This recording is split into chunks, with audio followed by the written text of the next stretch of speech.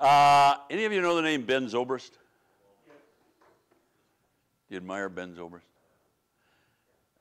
I'm going to pass this around just for fun. It's his World Series ring. Replica, needless to say. But if you're interested, his dad is an IFCA pastor.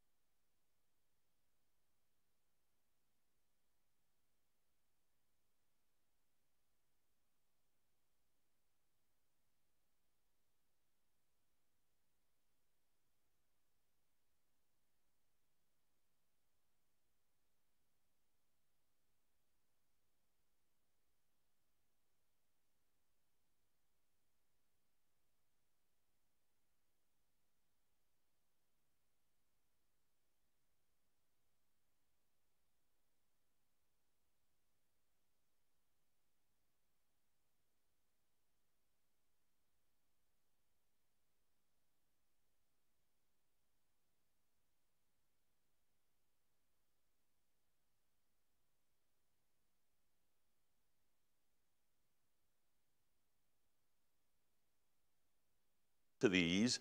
And under number 2, you've got Al Mohler. I wonder about that. The way he wrote that chapter, it didn't seem like it. He's got his own name, Danny Aiken. Bruce Ware, it's true. Packer, I don't think so. Carson, absolutely. The Chicago Statement, absolutely not. They are, I know how they get to that. But what I want you to see is the second bullet point. It says, affirms the truth of everything in the Bible to the degree of precision intended by the author. Now, that little weasel word it is absolutely inerrant according to the intent of the author. You can drive a truck through that, okay? And that is exactly what they do. And when I say they, I'm talking about inerrantists who don't really believe in inerrancy. And that's a primary means. Watch for it. Good friend of mine, Bill Cruson, was at Philadelphia, what do they call it? Yeah, School of Bible all those years. Now it's called Cairns. But anyway, he's still there. And pastor, but anyway, he told me that some years ago, maybe I don't know, 7, 8 years ago, they were interviewing a PhD for Old Testament. He had just graduated, and they asked him, "Are you an inerrantist?" And he got quite affirmative about it. Yeah, absolutely, I'm an inerrantist. And one of the older profs, Dick Emmons, asked him, "Well, could you define inerrancy for me?" And he said, I believe the Bible is without error in all of its parts when understood according to the truth intentions of the author. And so Dick said, well, let me ask you this. Do you believe that the author of Esther intended us to read that as history? I said, well, no, of course not. That's a fable. So, and you'll, again and again. So I'm just saying that there is deliberate work, if you don't mind, being done to somehow really, I think, compromise and bastardize the concept of inerrancy so that they can affirm inerrancy while believing in errors. Now, I want to talk to you about 2, and I got to be very, very quick. I honestly got to be done at 1:30. Yeah, 1:30. But you're breathing a sigh of relief. But there are, listen, you remember way back, some of you might, in 1956. Now I was only barely, I mean, I was in high school, I guess, probably, but There was an article in Christian Life magazine on New Evangelicalism, and it defined New Evangelicalism. This is a part of IFCA's history, I mean, as far as their understanding. And one of the dynamics of New Evangelicalism was an openness to critical thought. Now, when you talk about Bible criticism, the word that you ought to use, in my mind, is anti-supernaturalism. Because that's what criticism, not part of, it's not ancillary, it is what the critical method, the secular, unbelieving critical method is all about. The higher critic is an anti-supernaturalist. If there is a God, he stays home. He doesn't come down here. Now, what is it about the Bible which is going to be the most troubling to him? What has he got to learn to deal with? And there are really two things. Number one is miracles, the record of miracles. And the other is, even more poignantly, predictive prophecy that has already come to pass. What are you going to do with that? What are you going to do with Daniel 8 and its explicit description of the Hasmonean household?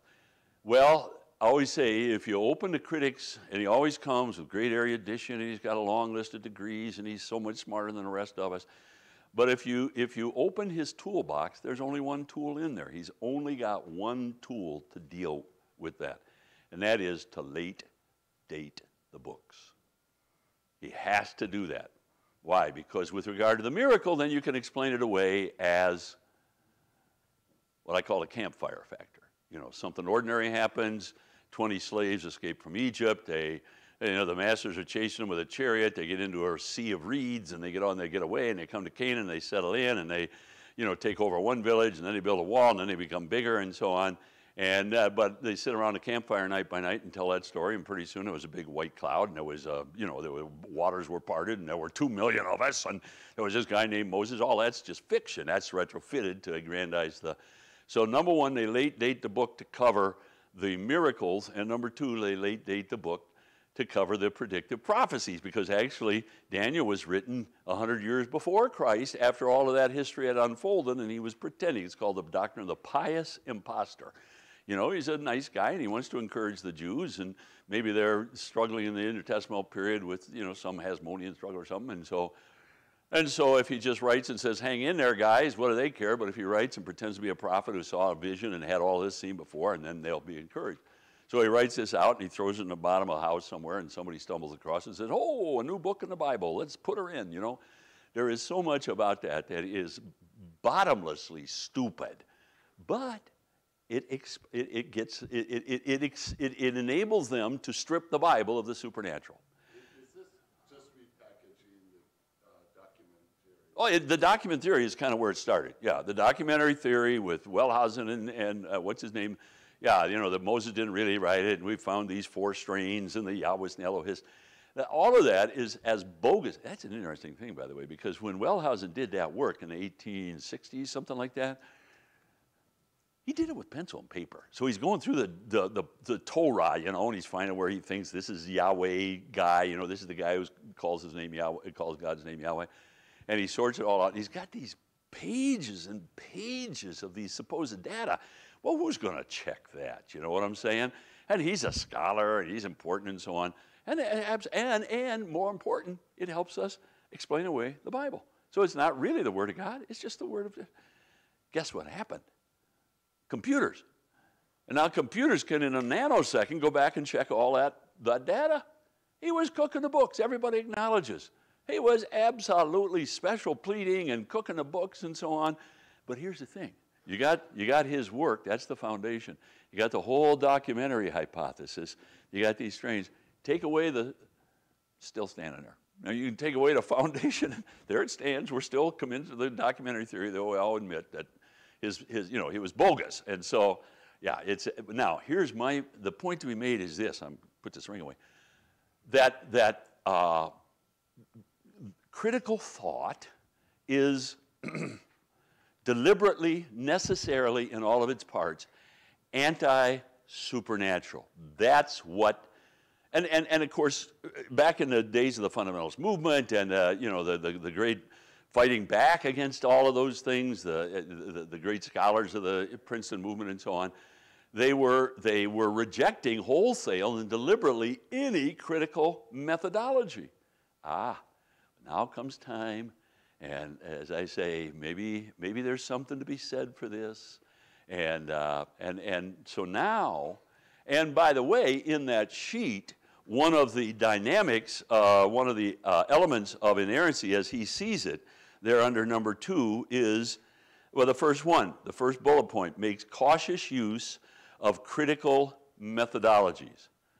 So Aiken is saying that an inerrantist today is happy to make cautious use of, to drink, just a little bit of rat poison. You know what I'm saying? So we make cautious use of, and they do. Now, there are 2 sorts of gospel criticism, and I'm thinking mostly of the Gospels, that I want to talk about very briefly. I know you're familiar with the term. It's not the sort of thing that I think comes up in pastoral life very regularly, but it is so basic to so much of what is being taught today and written in commentaries. Now again, remember the old, early on I remember that the non-fundamentalists used to accuse us, what is it to be a fundamentalist? Too much. Remember this?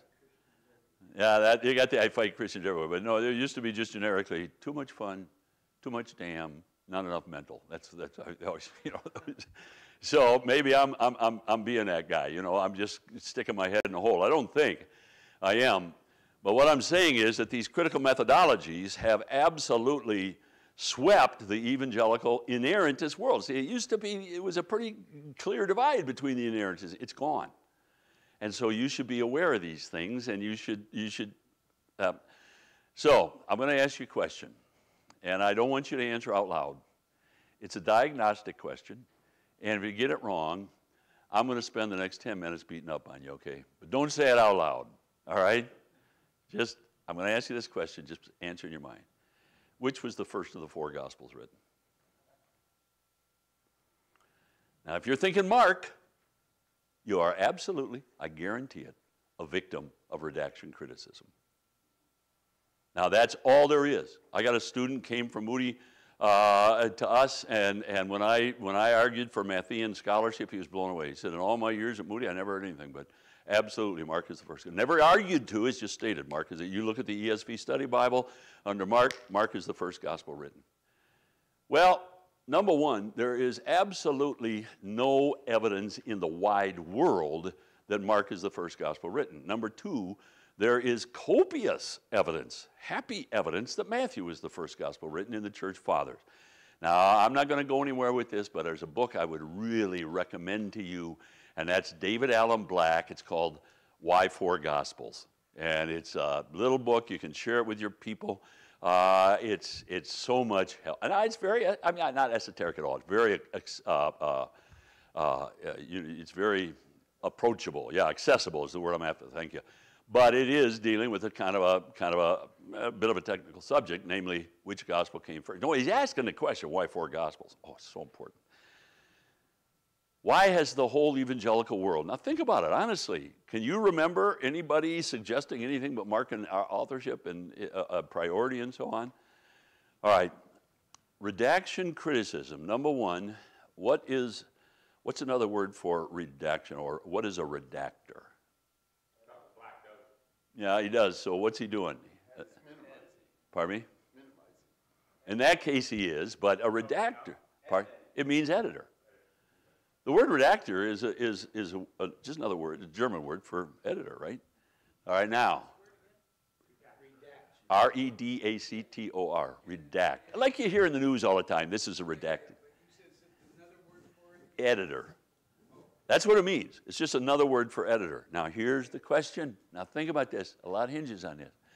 What does an editor do generically?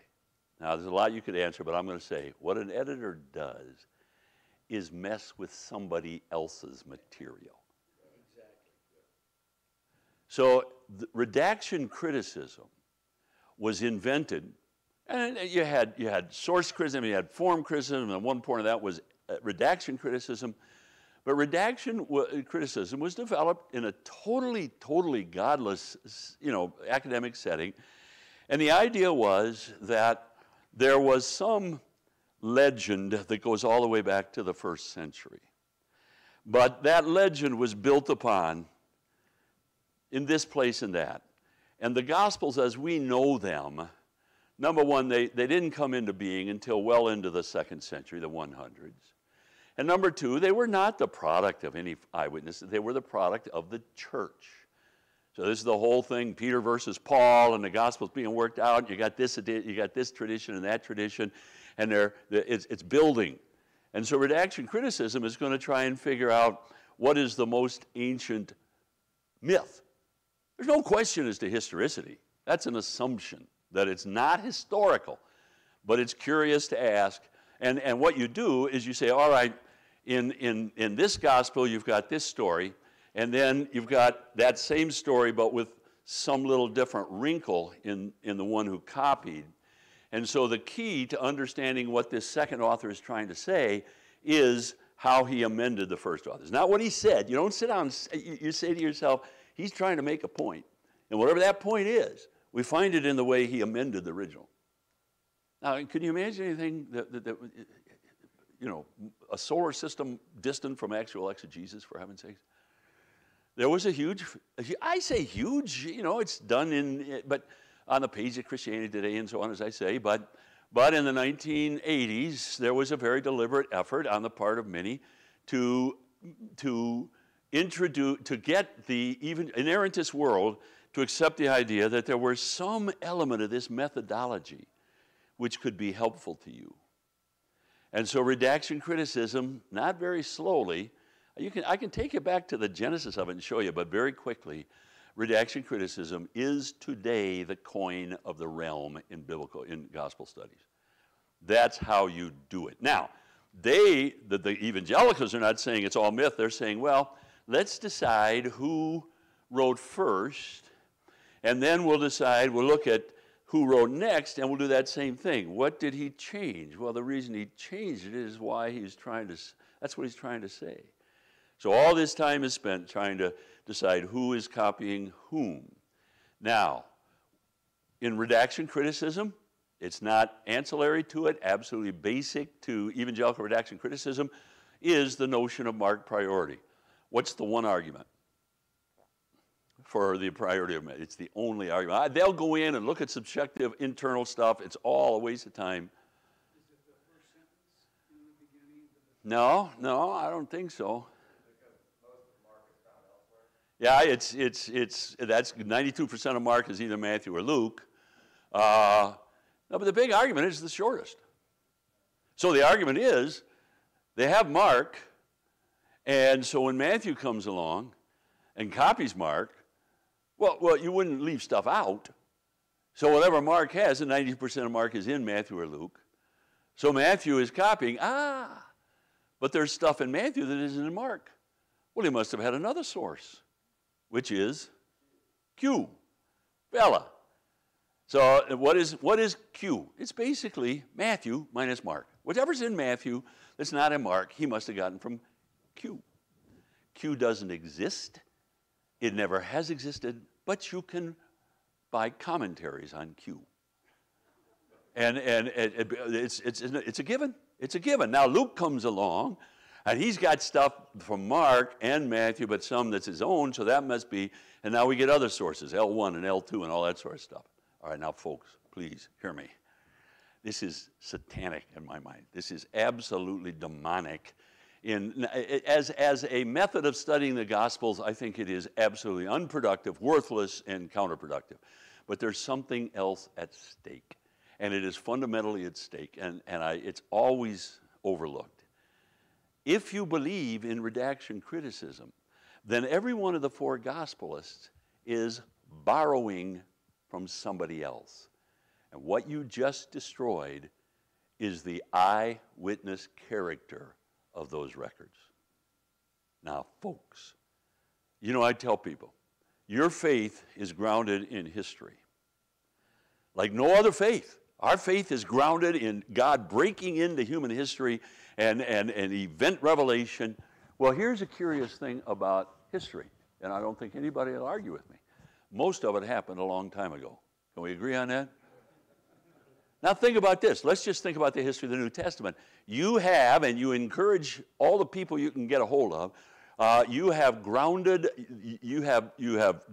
your hope in this life and the next to historical events which happened 2,000 years ago. And I'll tell you something else. That set of historical truth claims that we call the New Testament involves some pretty bizarre stuff. Like a guy died and was on a cross, and then he came down, and 3 days later he came out alive. Why would you believe that? Now, you say, well, the Holy Spirit. No. Yes, the Holy Spirit draws you, but the Holy Spirit doesn't ask you to jump into some chasm of absolutely incoherent claims and so on. There's only one reason, and this is a universal canon in historiographical studies, and it's also biblical. The only reason, the only reason that you can and should believe some ancient historical truth claim is eyewitness testimony. Now, God said this in 3 times where he says, in the mouth of 2 or 3, it means eyewitnesses, shall every matter be established. And I've had people say, well, wait a minute, Bookman, that's a jurisprudential canon. That's talking about a court of law. What are you trying to do in a court of law? You're trying to recover history. That's all you're trying to do. You're trying to figure out, did it happen that way or didn't it? And the only reasonable, the only compelling, the only legitimate, that's the word, the only legitimate testimony that you should look at is eyewitness testimony. And they have totally squandered, pardon me? Yeah, and how many times that we are witnesses? You know, in the book of Acts, we come across that word witnesses again and again. We are witnesses, and we tend to read it, I think, in terms of evangelism. That's a good thing. That's not what they mean. We are courtroom-worthy, deposition-proof witnesses to Jesus' resurrection. You know, one of the fascinating things about the resurrection ministry is, actually, after the ascension, Peter in Acts chapter 1 leads this discussion as to who is going to replace Judas because he apostatized. And he says it's got to be someone who has gone out and in and out with us from the time of John the Baptist. Now, why was it so imperative, folks? I got to tell you. And we have this idea, it's so pernicious, that, you know, ancient peoples were all pre-critical. They were never skeptical. They were gullible, and so, you know, you just tell them, yeah, I got a friend. He died, and then he rose from the dead. Oh, that's nice. That's good to hear. Let's go have lunch. You know, no. People didn't come back from the dead any more in that day than they do today. And the idea of Jesus resurrecting from the dead is fundamentally, legitimately incredible.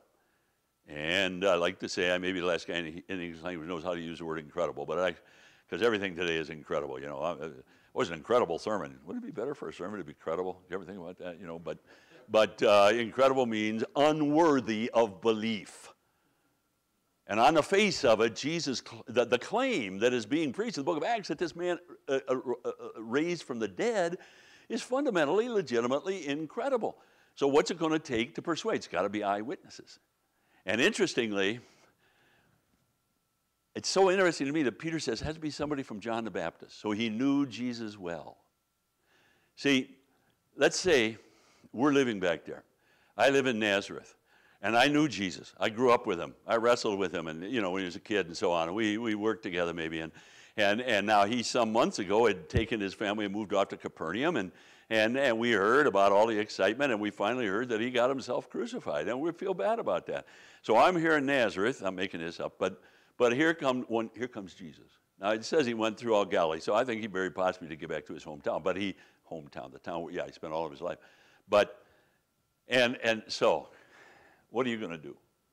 You know, I think this is the way it would very possibly play out. He comes walking up, maybe some of his disciples, and I look at him and I say, my, you could be Jesus. I know Jesus. You could be him. You look just like him. This is amazing. I know. Did he have a twin brother? I'm surprised. No, I am Jesus. well, no, you're not. The Jesus I knew died on a cross. He's not around anymore. He's a dead person. No, I am Jesus. Now, how am I going to make this case? I'm going to say, I'm not Jesus. I'm stepping over here. I'm going to say to Jesus, all right. And I think this honestly played itself out again and again. I'm going to say, see that tree over there? We were about 11 years old playing. A kid fell out of the tree, broke his arm. Tell me, what was his name? Which arm? Aren't you going to do that? You're not just going to say, oh, Jesus is back.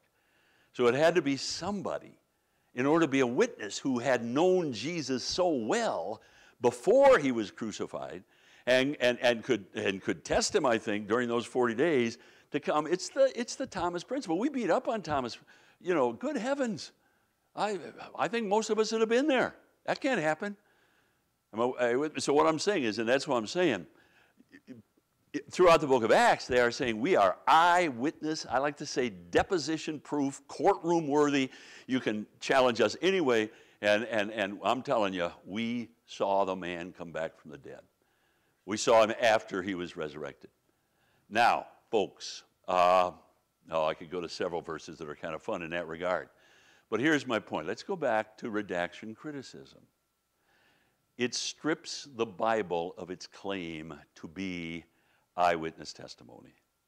And in so doing, honest to goodness, by any reasonable, credible construct, it renders the Gospels unworthy of confidence. They're not eyewitness testimony. They're copying from somebody. Now, again, that's why I despise redaction criticism. Now, again, the way I said it before, the way you can kind of, the litmus test is if you're reading and you read about these criteria and they're judging whether or not the Bible, you know, that section really, that's what they do. Now, when they're talking about criteria, they're talking about at what stage in the development of these three Gospels, almost entirely the Synoptics, does this passage, and why did he invent this? And, you know, it's interesting that all that I've been talking about, you know, here for the last couple hours, it's all done in the name of apologetics. Mike Licona goes around and he's very, you know, he's very cool and he goes around to all these college campuses. He's been invited by the Christian ministries and he argues for the resurrection. Now, he doesn't necessarily say this in his presentation, but he says in his writings that you can't start with the Gospels. You've got to leave the Gospels aside. He believes that they're not entirely dependable. Others, like I think Frank Turek, for instance, he thinks just in terms of effect. If I just insist that you bow the knee to the truth of the Gospels, I'm going to lose my audience. So I have to use logic to get them to it. And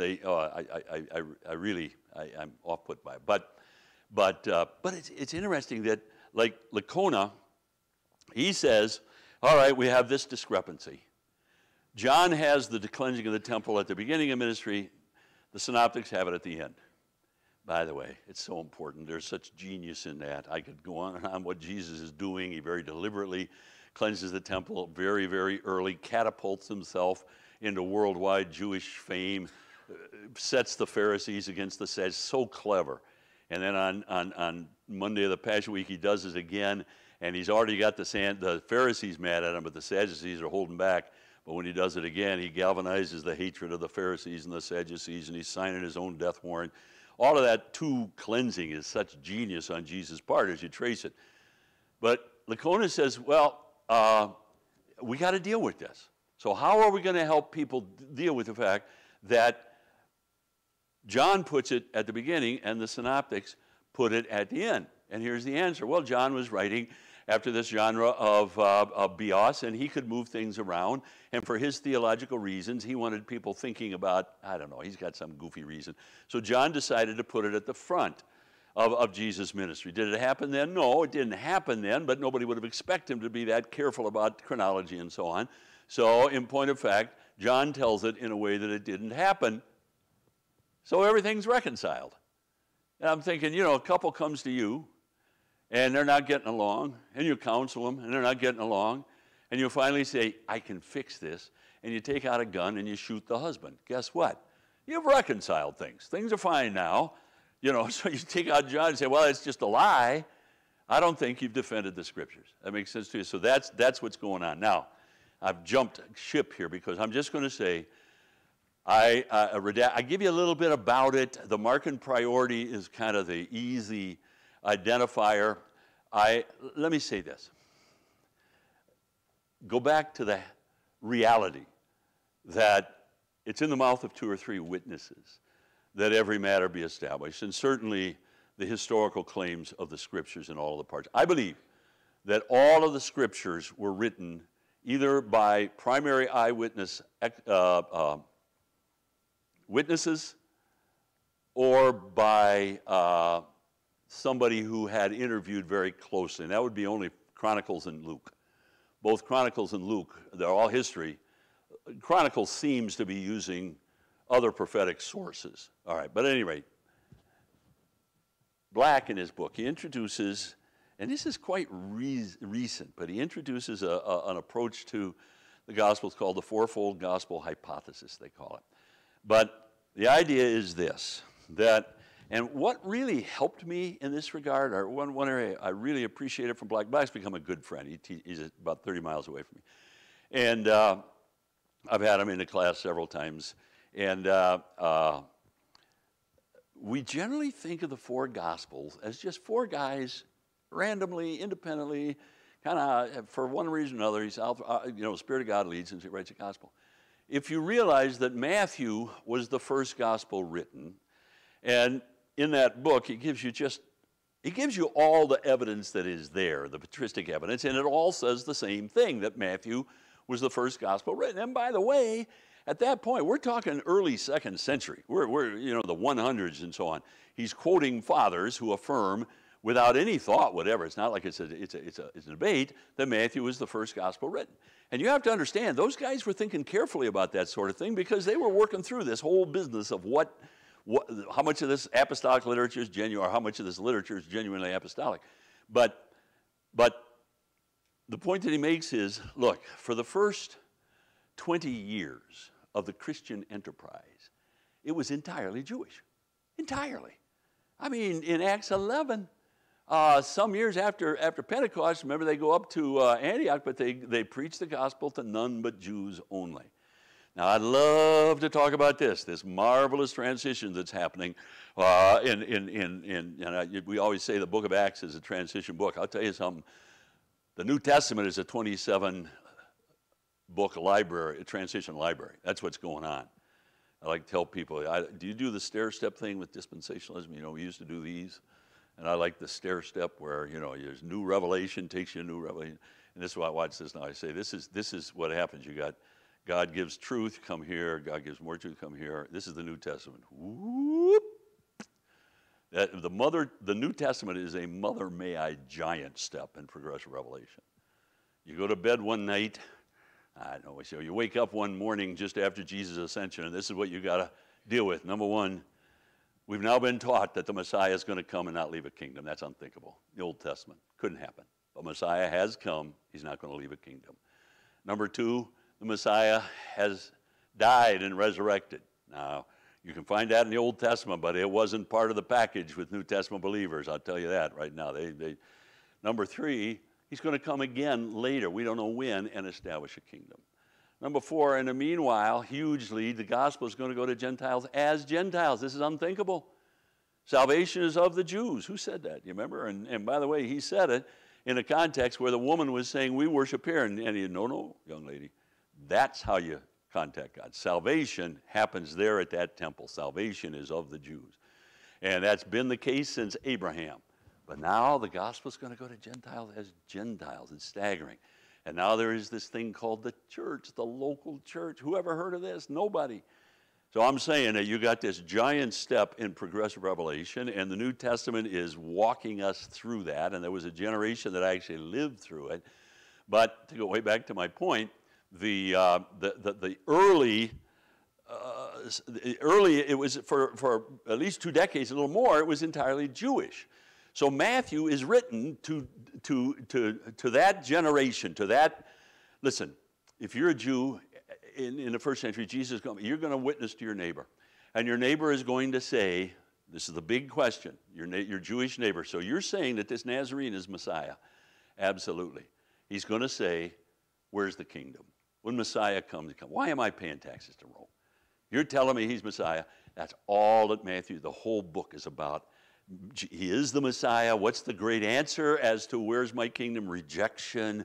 So you get the rejection, and we're still man enough to say it out loud, the postponement. Now, it doesn't mean that God coming up with a new plan. It just means that, no, I'm going to take that kingdom from you and to give it to a generation of Jews who bow the knee. All right, leave that alone. So Matthew is so deliberately addressed to that period in early Christian history. Now, Paul goes out on these missionary journeys and kind of forces the Jewish Christian world. I mean, you've got all that activity in the book of Acts, and you got Peter and Samaria and Caesarea Maritima, and then you got the council and so on. So God's working overtime to bang this through their heads. No, the gospel is going to go to Gentiles and Gentiles. But the way it really happens is Paul goes out and starts churches among, and so, of course, at the end of that first journey, you get the council and so on. So what I'm saying is that it becomes, and one of the realities that's dawning on the early Christian world is that Messiah's coming may not be very soon. And the gospel's going to Gentiles, and given Paul's ministry, it's going across the world. And so Paul realizes, I think, under the Spirit of God, that he would be advantaged to have a gospel that was, frankly, less entirely Jewish in its telling, that could be more accessible to Gentiles, and now, the Spirit of God is in all of this, but I think Paul has he is meeting a very real need, and he winds up there in Caesarea for 2 years, and during those 2 years, Luke, his companion, is able to go up into the hills and interview all these people and tell us all these stories and so on. And so Luke does, in fact, compose a gospel, and this is about 57 A.D., a gospel which is much less Jewish, and it's telling of the Jesus story. Now, there's two problems. Now, what I'm surveying for you here, and I didn't mean to, but it's kind of fun, and it's going to be new to you, most of you, get a hold of that book. It is this reconstruction of the provenance of the four Gospels, 3 especially, is absolutely soul-satisfying. There's so many questions I've had, and this was such a refreshment to me. But at any rate, this is the way Black, and he reconstructs it very carefully. Luke had been written.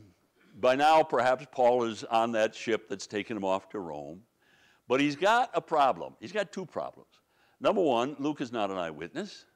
And number two, Luke is a Gentile. And there's already, Acts 6, kind of a simmering thing between Gentiles. I know those are Jewish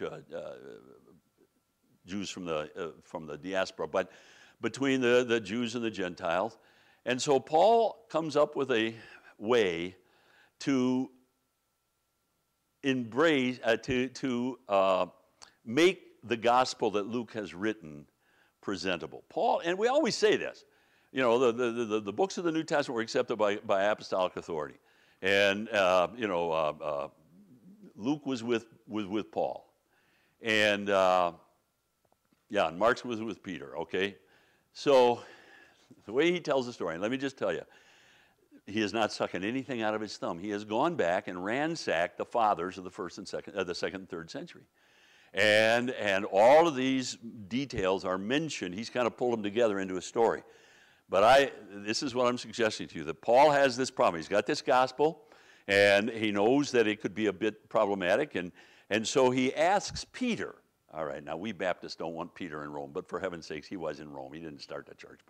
But Peter is in town during Paul's first Roman imprisonment, Acts 28:30. So he can receive all that come into him and so on. He's in a hired house. And he sets up this thing, and the fathers talk about this, where Peter comes and he tells his telling of the Jesus story. He's an eyewitness. And what he does, he's got a scroll of Matthew here and a scroll of Luke here. And he reads a little bit from Matthew, embellishes along the way, adds details, tells that story. Then he'll switch to Luke. And he'll read a little bit out of Luke and tell that story and back to Matthew. Now, this is the way. You look at Mark, and that's exactly what it is. It's Matthew, Luke, but always with Peter's embellishments. And as a matter of fact, well, I'll leave it at that now. So he makes his way through. Meanwhile, Mark is writing this down carefully. So he's writing down Peter's telling, which is entirely dependent and deliberately, functionally dependent on Matthew and Luke. Because the point he's making is interesting. Pardon me? No, Mark wasn't either. Yeah, he was part of the story, but he was just a kid. And he was the guy with the blanket around himself, I think. But at any rate, so he's going Matthew, Luke, and Mark is writing it down, and it has the effect of, here you got the most important apostle, the one who is as much as any other an eyewitness of all these events, and he has the greatest voice, he has the greatest impact on that early Christian community. So now Peter has functionally validated the Gospel of Luke. Does that make sense to you? If it sounds strange. But here's the thing. After that happened, some people contacted Mark. Now this is absolutely clear in the record, and asked if they could have a copy of what Peter had said. And Mark checked with Peter, and Peter neither commended it or denied it, something like that. So Mark was not written to be an apostle, to be a gospel. Mark was the result of this very, very careful effort. Now, it's all true, and it's got huge help, but this explains why it doesn't have a beginning, doesn't have an end, it ends so abruptly. So everything about that is strange about the book of Mark is explained really beautifully. It has, I think there is logical weight to explanatory power. If there's a reconstruction that explains so many of the anomalies, and not necessarily anomalies, but the idiosyncrasies. And it's just delightfully soul satisfying in that regard. So he would argue, and by the way, there are a couple of places, I won't take you there, but I just love this. In Matthew, he tells the story about the man on the Temple Mount on Tuesday afternoon after the Pharisees and Sadducees had tried their arguments and so on. Then a lawyer came and he asked him, which is the best command, which is the first commandment, and Jesus answers, love the Lord, love God, and so on. You look at that at Matthew, and then you look at that in Mark.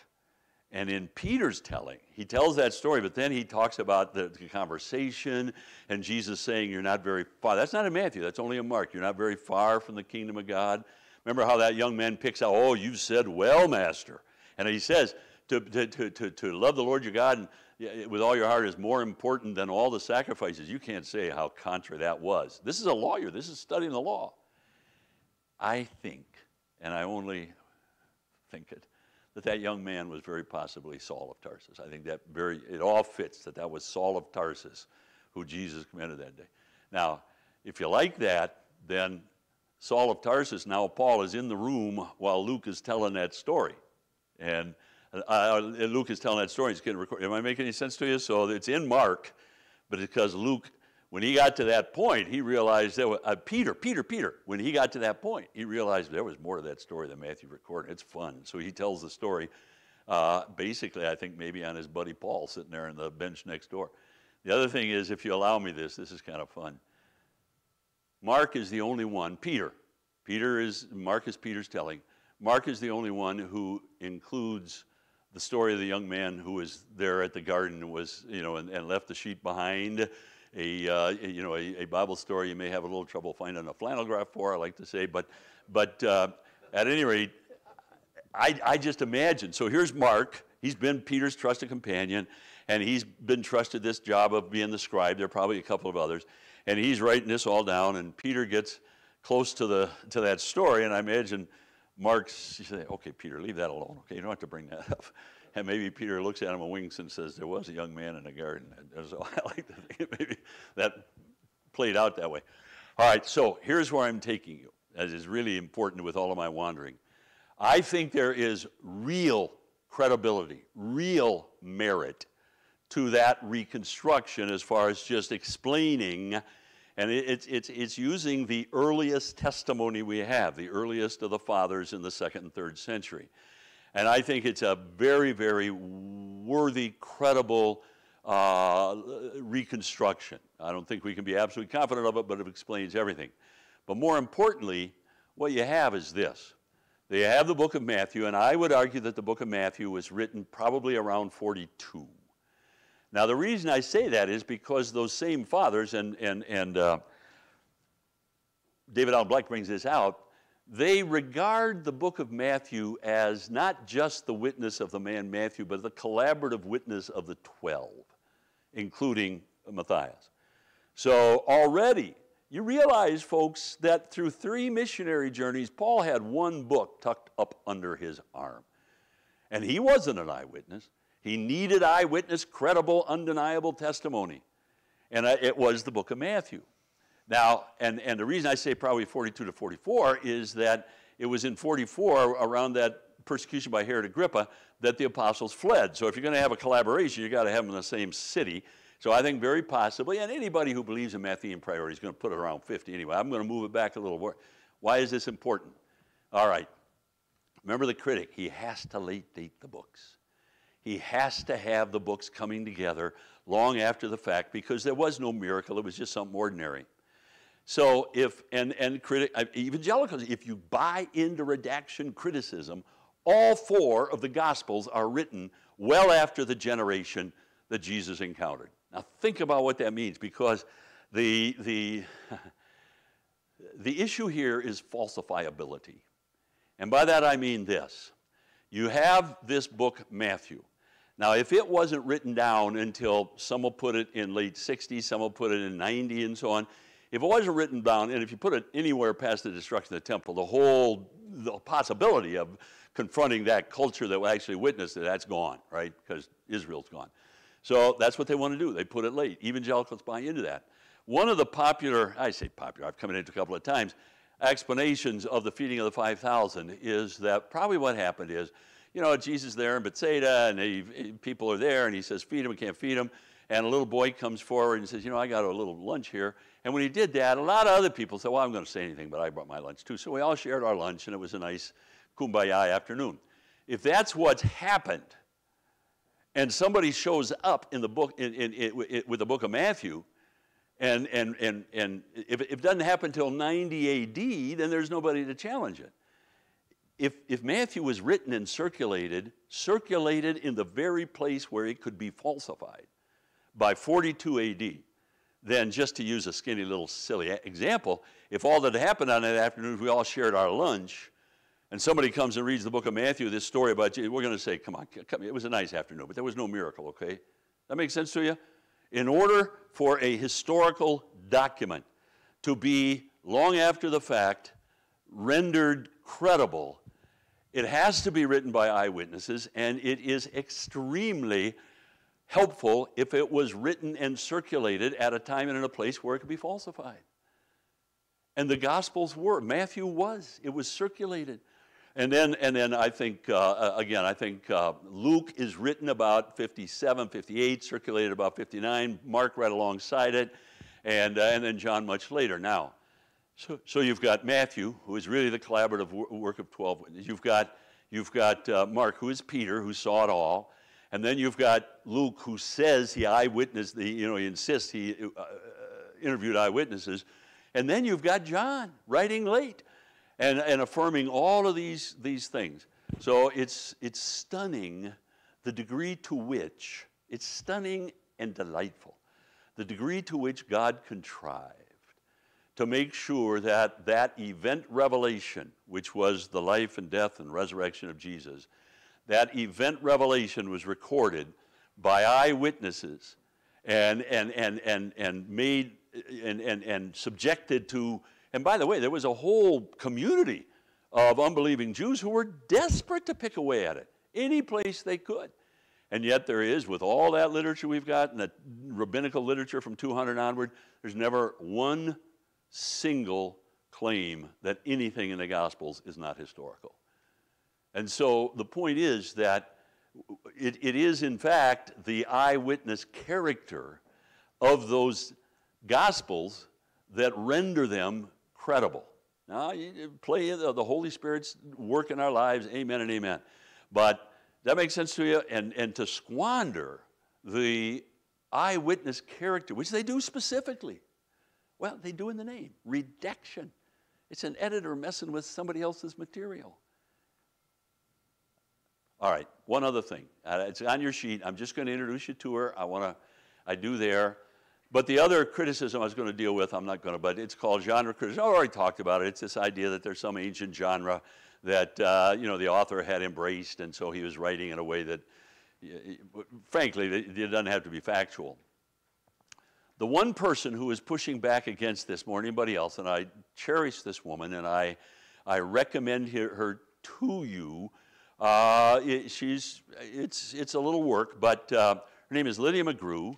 She, by the way, her father-in-law was on staff at Baptist Bible College in Pennsylvania for decades, and her husband, Tim, who is now the head of the philosophy department at Western Michigan University, he was there, and she graduated from Baptist Bible College. Told me she knows all the Awana verses in the King James, but she is a remarkable woman, but she has abandoned deliberately inerrancy.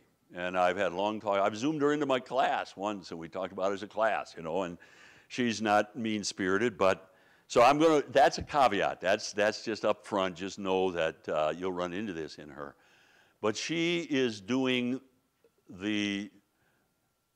pushing back against Michael Licona and genre criticism like nobody else.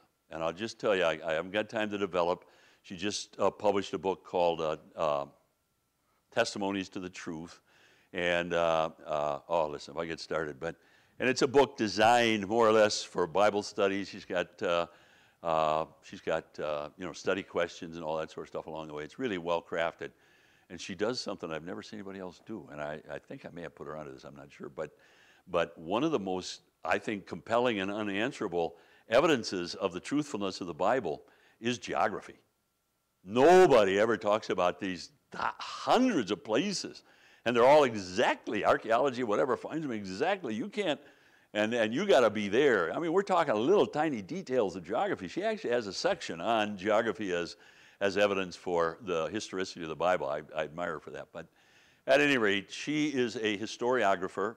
She insists that, we think that there are, the best way to be, that which will give us the greatest confidence in this or that biblical story is some extra biblical source that tells the same thing. She says, you don't want to go there. You've just surrendered the greater, credibility of that external source. And as a historiographer, as an epistemologist, if you know, she says that there are canons by which historical credibility is measured that are very, very standard. And when you apply, nobody has, I always have this trouble with this guy's name for some strange, but there was a man in the 1750s who kind of gave birth to the intelligent design movement. And why do I have trouble with his name? You probably recognize it. But anyway, she read him, and he actually used this argument. This argument had been dead for 200 years. And soon she and her husband, as philosophers and so on, revived this argument that there are evidences in the Gospels. There are objective evidences that, I can't even get started, unintended coincidence and so on, that by any standard demonstrate the Gospels to be absolutely historically factual. Now again, all right, I'm just going to leave it at that. I commend her to you. I give you a little bit about her. Her videos I find fascinating. She's a little slip of a woman. She doesn't weigh 90 pounds, I'm sure. And I had kind of a big time in my life because I was up in Grand Rapids and I drove over and got to meet her. I mean, I've known her, I've made her acquaintance by distance, but so at any rate, I really commend her work to you. She is getting after genre criticism. Remember I told you that they tell you, Michael Licona, he goes back and he gives you all this evidence out of the ancient biographies and so on, and he argues, and what, are you going to go back and check that? She has. She knows Latin. She's read it all. And she shows that he's absolutely cooking the books, that what he is claiming from those, right, and that bios is not a thing, and that if and that there are any number of ways in which the Gospels are distinct from what Bios was. He's mischaracterized it, but so I'm sorry, it's a little heavy, but I'm telling you, she's an important voice, and I would commend her to you if you're interested. It's on the horizon. All right, well, listen, folks, thanks. I'm sorry, but I got to run. Thank you. Is that all right? Yeah.